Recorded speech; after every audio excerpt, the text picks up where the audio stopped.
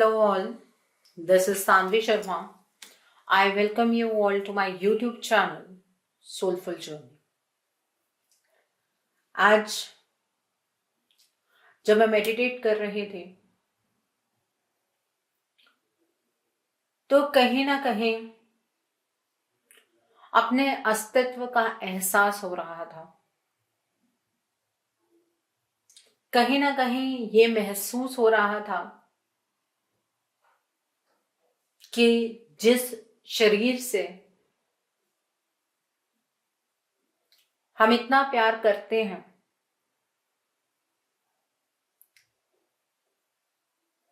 वो वास्तव में एक झूठ है। और ये अचानक से एक थॉट प्रोसेस दिमाग में आया। मेडिटेशन बिल्कुल नल स्टेट पर मैं कर रही थी और अचानक से इस बात का एहसास हुआ। आंखों से आंसू भी गिरे। तो तब समझ आया कि ईश्वर मुझे डायरेक्ट कर रहे हैं कि मैं आपको इस चीज के रिलेटेड गाइडेंस दूं कि आत्मा का शारीरिक परिवर्तन क्या है। हम यहां पर एक दूसरे के साथ किसी ना किसी माया के कारण कनेक्टेड हैं। कुछ लोग रिश्तों के कारण कनेक्टेड हैं, कुछ लोग कारोबार पैसे के लेन देन में कनेक्टेड हैं, कुछ लोग पुराने कर्मा से कनेक्टेड हैं। पर जो ये हमारी आत्मा है, इसका हमारे शरीर के साथ एक कॉन्ट्रैक्ट है। हमारी बॉडी के साथ सिर्फ एक कॉन्ट्रैक्ट है। ये सोल जो हमारी आत्मा है वो हमारे शरीर में कुछ एक टाइम स्पैन के लिए आई है और उसके बाद ये आत्मा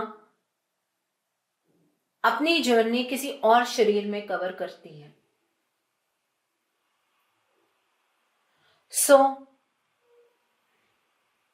आज हम सब एक माया में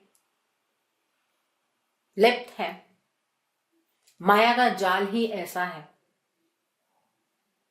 आप सोच रहे होंगे कि माया का मतलब पैसे से मैं बात कर रही हूं, लेकिन मैं पैसे की बात नहीं कर रही हूं। चाहे वो हमारे रिश्ते हों, चाहे वो हमारी सेल्फ रिस्पेक्ट हो, सेल्फ लव हो, ये सब एक माया है। चाहे कारोबार हो, चाहे किसी से लेन देन हो, चाहे कार्मिक कनेक्शन हो, ये सब माया है। तो अब आत्मा का शारीरिक परिवर्तन क्यों होता है, किस वजह से होता है और किस तरह होता है, हम उस रिगार्ड में बात करने जा रहे हैं। जितने सोल्स, जितनी आत्माएं इस धरती के ऊपर आती हैं वो किसी ना किसी कारण से आती हैं। जैसे कि हम लोग स्कूल में जाते हैं, हमारी क्लासेस अलग अलग होती हैं। कुछ लोग फर्स्ट क्लास के होते हैं, कुछ सेकंड में होते हैं, कुछ 9th में होते हैं, कुछ 10th में होते हैं, कुछ 11th में हैं, कुछ 12th में हैं। तो ये अपने अपने लेवल्स हैं। और जब हम धरती पर आते हैं तो ये हमारी कर्म भूमि है। हम यहां पर एग्जाम देने ही आते हैं। जब हमें एक क्लास से दूसरी क्लास में प्रमोट होना होता है तब ईश्वर हमें धरती पर भेजते हैं, हमारी आत्मा को धरती पर भेजते हैं एक शरीर के अंदर, और हम अपनी जर्नी को कवर करते हैं। वो जो हमारा एग्जाम का पीरियड होता है वो डिसाइड करता है कि अब हमारी सोल आगे प्रमोट होगी कि डिमोट होगी। वो हमारे कर्मों के ऊपर डिपेंड करते हैं। मेरी जितने भी व्यूअर्स हैं जो मेरे साथ रेगुलरली कनेक्टेड हैं, आपने शायद मेरी वीडियोस में देखा होगा, मैंने हमेशा कर्म पर जोर दिया है। मैंने कभी भी आपको ये नहीं कहा है ये चीज आपकी डेस्टिनी है। डेस्टिनी हम यहां पर खुद लिखते हैं। चलिए, पहले सोल के परिवर्तन से पहले मैं आपसे इस बारे में बात कर लेती हूँ कि एक वर्ड डेस्टिनी, बहुत फैंसी वर्ड, हर एक टैरो रीडिंग के नीचे आजकल लिखा होता है। मैं खुद जब स्क्रॉल करती हूँ तो मैं देखती हूँ एंड बहुत हैरानी भी होती है। और मुझे बहुत सारे जो स्पिरिचुअल लोग हैं वो भी डेस्टिनी के बारे में बातें करते हैं। मीन्स अगर आप एक इंट्यूटिव रीडर हैं तो आपको पता होगा डेस्टिनी आपके अपने हाथ में है। जब डेस्टिनी की बात होती है, आप अपनी डेस्टिनी खुद कैसे लिखते हैं? आप जिस सिचुएशन से गुजर रहे हैं, ये सिचुएशन आपने पास्ट लाइफ में भी अपनी जिंदगी में फेस की थी, लेकिन तब आपने जिस रास्ते का चुनाव किया था वो रास्ता एक्चुअली उस प्लान तक नहीं पहुंच पाया जो डिवाइन ने आपके लिए चूज किया था। और आज आपको दोबारा से उस परिस्थिति में उन्हीं चॉइसेस के साथ खड़ा किया गया है। अब क्या आप अपने उस डेस्टिनी तक पहुंचते हैं कि नहीं, ये आपके चुनाव पर, आपके कर्म पर डिपेंड करता है। जब हम इंग्लिश भी सीखते हैं, हमें ABCD सुनाया जाता है, पढ़ाया जाता है, तो BCD होता है। A मतलब होता है अवेकन, B मतलब होता है बर्थ, C मतलब होता है चॉइसेस एंड D मतलब होता है डेथ। हमारी जर्नी A से शुरू होती है, लेकिन हमें वो A वाली जर्नी पता ही नहीं होती है। हम B पॉइंट पर इस दुनिया में आ जाते हैं, हमारा बर्थ हो जाता है। B से D में ही हमारी लाइफ जुड़ी हुई है। हम बर्थ से डेथ की एक जर्नी को कवर कर रहे हैं। बीच में जो इंपॉर्टेंट पार्ट है वो है C है चॉइसेस। आपकी चॉइसेस पर आपकी डेस्टिनी तय होती है। अब हम बात करते हैं आत्मा के शारीरिक परिवर्तन की। तो जब हम ए वाली स्टेट में होते हैं, अवेकन वाली स्टेट में, मतलब अभी हम सोल फॉर्म में है, प्योरेस्ट फॉर्म में है, तो हमारी सोल की एक विश है, या हमारे सोल की, जैसे हम कहते हैं ना, सोल पर्पस है, हमारी सोल को अगले लेवल पर जाना है। आप ये सोचते हैं बिकॉज जो हमारे बड़े हमें बताते आए हैं या जो हमने सुना है वो ये है कि आप जो कर्म करते हैं उसके अकॉर्डिंग आप स्वर्ग या नर्क जाते हैं। कुछ लोग विष्णु धाम जाते हैं, कुछ लोग शिवलोक जाते हैं, और कुछ लोग तो ये भी कहते हैं कि शिवलोक यहीं पर ही एग्जिस्ट करता है।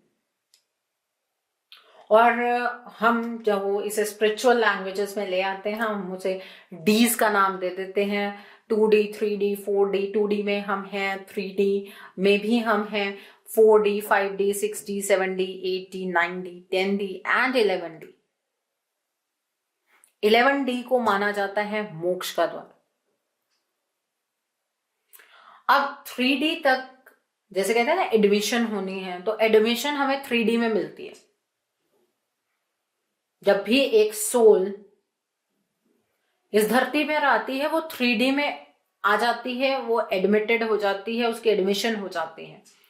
अब क्या है, वो एक जर्नी कवर करती है और उसके बाद वो डेथ की तरफ को बढ़ती है। अब जो कर्मास यहाँ क्रिएट होते हैं उनका बैलेंस हमेशा करना होता है, इसलिए ये बर्थ और डेथ का साइकिल चलता रहता है। जो लोग बहुत ज्यादा ईश्वर को मानते हैं, अगर वो ये सोच रहे हैं कि हमें मरने के बाद मोक्ष मिलेगा, अगर आप मोक्ष की प्राप्ति चाहते हैं, अगर आप अपने आप को हाईली स्पिरिचुअल मानते हैं, तो डेफिनेटली आपका मोक्ष इसी 3D में आपको मिल जाता है। उस सोल की सीधी प्रमोशन 11D में होती है। हम लोग आजकल बहुत सारे फैंसी वर्ड्स से जागृत हैं, हमारे आसपास ये वर्ड्स घूमते रहते हैं क्योंकि ये एक्वेरियस ईरा चल रहा है और एक बदलाव की घड़ी है। पहले आपने नहीं सुना होगा, लोग पहले मोक्ष की बातें नहीं करते थे। आज के टाइम पर स्पिरिचुअलिटी, लेकिन माया के साथ वो स्पिरिचुअलिटी चल रही है। और ये माया का तत्व इसी वजह से ऐड हुआ है क्योंकि जिस एरा में हम हैं वहां पर लोग जो चीज फ्री की है, जो चीज बिना किसी माया के है, हम उसके ऊपर रिलाय ही नहीं करते हैं। ये फैक्ट है। आप खुद अपने आप को सोचकर देखिए, जो फ्री वाली वाइब्रेशन की चीज होती है हम उसकी तरफ अट्रैक्टेड उस तरह से नहीं होते। हमारे मन में बहुत सारे डाउट्स होते हैं, पता नहीं दूसरा पर्सन फ्री में रीडिंग कर रहा है, उसको क्लैरिटी भी है कि नहीं है, पता नहीं ये पर्सन स्पिरिचुअल भी है या नहीं है। तो वो हमारी वाइब्स ही हमारे एरा के अकॉर्डिंग चल रही है। हम अपनी लाइफ के अंदर सब लोग ऐसी पोजीशंस पर हैं जहां पर हम अपनी सोच समझ के अकॉर्डिंग अपने बारे में सोचते हैं। हम यूनिवर्सल लेवल पर चीजों को सोचते नहीं हैं। अब जब हम यहां पर अपने कर्म कर रहे हैं तो कुछ पास्ट कार्मिक कनेक्शंस हैं जिन्हें हम यहां पर न्यूट्रलाइज करने आए हैं। आपकी मदर ने आपको फूड खिलाया है ना पूरे लाइफ टाइम में, ये भी कार्मिक है। आपके अकॉर्डिंग तो कार्मिक बहुत ही बुरी चीज होती है, ऐसा नहीं है। आपकी माँ ने आपको खाना खिलाया, क्या वो गलत था? लेकिन वो कर्मा तो है ना। अब उस कर्म को आपको न्यूट्रलाइज करना होगा। कुछ लोग इसी बर्थ के अंदर उस चीज को न्यूट्रलाइज कर पाते हैं, कुछ लोगों को आगे बर्थ लेने पड़ते हैं और ये जन्मों जन्मों का हिसाब चल रहा है। आजकल एक टैगलाइन बहुत ज्यादा चल रही है कि कर्म से कोई नहीं बच सकता है। जब आप किसी को ये लाइन भी कह रहे हैं तब भी आप अपना कर्मा ही क्रिएट कर रहे हैं। अवेकन सोल आप उसको कहेंगे जो ये जानती है कि वो यहां पर अपने कार्मिक जो सिचुएशंस रही हैं उन्हें बैलेंस करने आई है, कार्मिक कॉर्ड्स को कट करने आई है। और आपको इस बात का एहसास होना चाहिए कि ये जो सोल है ये कभी नहीं मरती है। इस सोल के साथ इसके कर्म भी एसोसिएटेड रहते हैं। वो एक स्कोर कार्ड होता है इस सोल का। लेकिन जिस तरह से हम रोज अपने कपड़े बदलते हैं उसी तरह से 50 या 60 या 70 इयर्स के बाद ये सोल अपने कपड़े बदलती है और दूसरे शरीर में प्रवेश करती है। और जो सोल आपके आसपास से जा रही है, ये मत सोचिए कि वो कहीं बहुत दूर जाकर बर्थ लेगी, वो कहीं यहीं आपके कनेक्शन में बर्थ लेगी। और वो इस वजह से होता है क्योंकि उस सोल का कार्मिक संबंध आप लोगों के साथ ही है और आप लोगों के साथ ही वो कार्मिक संबंध न्यूट्रलाइज हो सकते हैं। इस वजह से जब आप देखेंगे आपके घर में कोई बच्चा पैदा होता है तो उसे कहा जाता है कि ये इसकी आदतें अपने दादा जैसी हैं, इसकी आदतें अपने नाना जैसी हैं। इसके वो जीन्स वाली चीज तो है ही है, लेकिन जो आपके पूर्वज यहाँ से गए हैं उन्होंने अपने कुछ कर्म को किसी और जन्म लेकर उसे बैलेंस किया तब तक जब वो ही सोल रिपीट होकर आप ही के घर में आई है। ये ऐसे ही होता है। इसीलिए कभी भी आप ये नहीं कहेंगे किसी और के बच्चे को, बहुत दूर परे किसी बच्चे को देखकर आप ये नहीं कहेंगे कि इसके फैमिली, इसके जो ट्राइब्स हैं, आप अब इसे डीएनए से कंपेयर मत कीजिएगा। बिकॉज आदतें आप कहेंगे कि डीएनए बेस्ड हैं, बट उस बच्चे को देखकर आपको कंप्लीटली ये अनुभव हो जाता है। और बच्चा जब तक अपने पिछले कनेक्शन के साथ जुड़ा रहता है, जब तक बच्चा नई चीजों को बोलना नहीं सीखता, वो अपनी पिछली चीजों के साथ जुड़ा रहता है। जो बच्चा अभी बहुत ही छोटा है, आप उसकी मूवमेंट्स को नोटिस कीजिएगा। वो अगर आपकी पुरानी फैमिली पिक्चर्स में से किसी को चूज कर रहा है, किसी के ऊपर उंगली रख रहा है और रिपीटेडली रख रहा है, आप उस चीज का अंदाजा लगा सकते हैं ये कौन सी सोल है। और ये ऐसे ही है, ये इसी तरीके से सोल एक बॉडी से दूसरी बॉडी में ट्रैवल करती है। इसलिए अपने शरीर से, अपने रिश्तों से उतना प्यार मत कीजिए, आपको अपनी सोल से प्यार होना चाहिए। आप यहाँ पर अपनी सोल की वजह से एग्जिस्ट कर रहे हैं। अवेकन हो जाइए। यहाँ पर आप अपने शारीरिक सुख सुविधाओं के लिए नहीं आए हैं। आप अपने पुराने जो भी कार्मिक कॉर्ड्स हैं उन्हें कट करने आए हैं, नए कर्मास नहीं बनाने हैं। अच्छे कर्म आप कर सकते हैं, बुरे कर्म आपको नहीं करने हैं। नहीं तो ये आप ये देखिए, हमारी जो जिंदगी है ना, ये दुखों का सागर है, दुखों की दुनिया है ये। और दुख भी एक एहसास है, ये भी एक माया ही है। अपने माँ बाप से बिछड़ने का दुख, अपने बच्चों से हर्ट होने का दुख, अपनी जिंदगी में नाकामयाब होने का दुख, ये दुख इस शरीर के साथ ही जुड़ा हुआ है। आपकी आत्मा के साथ कोई भी दुख नहीं जुड़ा हुआ है। आपकी आत्मा हमेशा एक न्यूट्रल स्टेट पर होती है। कभी उस आत्मा की आवाज सुनकर तो देखिए।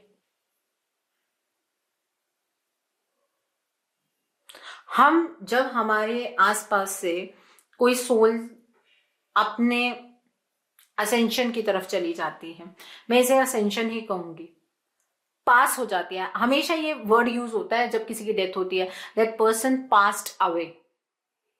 हाँ, तो वो इंसान पास ही हुआ है, हम फेल हुए हैं। वो इंसान अगले लेवल के लिए प्रमोट हुआ है, उसका लेवल अगले जन्म की तरफ को बढ़ रहा है। और जो जर्नी यहां पर उस पर्सन ने कवर की, अगर आप ये सोचते हैं कि किसी की मृत्यु बहुत जल्दी हो जाती है, तो आपको ये भी पता होना चाहिए कि जब एक सोल एक शरीर को अपनाती है तो वो सोल एक कॉन्ट्रैक्ट पहले ही साइन करती है कि इतने टाइम की ये जर्नी होगी। इसलिए जब हम पैदा होते हैं तो उस सोल को पता होता है कि उसका डेथ टाइम क्या है, और कोई नहीं जानता है। और जब वो बच्चा बोलना शुरू कर देता है, वो इस माया में ढल जाता है, उसका वो जो मेमोरी, उस कॉन्ट्रैक्ट की मेमोरी होती है, वो उसकी धीरे धीरे धीरे धीरे वॉश होनी शुरू हो जाती है। इसलिए आपने देखा होगा जब बच्चे पैदा होते हैं वो आंखें ही नहीं खोलते हैं, क्योंकि वो कहीं ना कहीं अपने पास्ट बर्थ के साथ कनेक्टेड होते हैं। वो एक जर्नी तय कर कर आते हैं। और मैंने मोस्टली लोगों से, मतलब इवन मेरे काफी एज वाले क्लाइंट्स हैं जिनके साथ मैंने उनसे पूछा है कि अगर आप बुरे कर्म करते हैं तो क्या होगा, क्या, ठीक है, तो उनका जवाब ये होता है, मैम हमें नर्क में जगह मिलेगी। मतलब सब कुछ इल्यूजन बना रखा है। आप में से किसको इस बात का स्पष्टीकरण है कि ये नर्क है? नर्क और स्वर्ग दोनों यहीं पर हैं और आपके कर्मों के तहत वो बनते हैं। आपकी जिंदगी स्वर्ग है कि नर्क है, वो आपके कर्म के ऊपर डिपेंड करती है। कहीं आसमान में कोई नर्क नहीं है, कहीं आसमान में कोई स्वर्ग नहीं है। जब हम यूनिवर्स की बात करते हैं तो कभी सुना है यूनिवर्सल हेल, कभी सुना है यूनिवर्सल हेवन? ऐसा तो कहीं पे भी नहीं होता है, ना उसके दरवाजे बताए गए। हर रिलीजन में अलग अलग चीजें। मैं यहाँ पर रिलीजन के बेस्ड कोई भी बात नहीं कर रही हूँ, मैं स्पिरिचुअलिटी की बात कर रही हूँ। मुझे सभी रिलीजन्स बहुत रिस्पेक्टेड है। मैं रिलीजन्स के ऊपर कोई बात नहीं कर रही हूँ। I am clearing my point. I am awakening your soul. आप जो आज मेरे साथ इस वीडियो के माध्यम से जुड़े हैं, मैं आपसे ये चीज पूछना चाहती हूँ कि जो हम रिचुअल्स कर रहे हैं, जो हम अपनी लाइफ की नॉर्मल प्रैक्टिस कर रहे हैं, उसमें हम अपनी सोल के लिए क्या कर रहे हैं। जब आप ये प्रैक्टिसेस करते हैं तब आप अपनी सोल के लिए कुछ नहीं करते हैं, बल्कि जब आप ये प्रैक्टिसेस नहीं करते हैं और अपनी नॉर्मल जिंदगी जी रहे होते हैं, तब आप अपने सोल में कर्मा ऐड कर रहे होते हैं। मैं ये नहीं कहूंगी कि आपको रिचुअल्स नहीं करने चाहिए, मैं ये नहीं कहूंगी कि आपको अपने ट्रेडिशंस फॉलो, सब कुछ करना चाहिए, बट अवेकन होकर आप किस लिए करना चाहते हैं।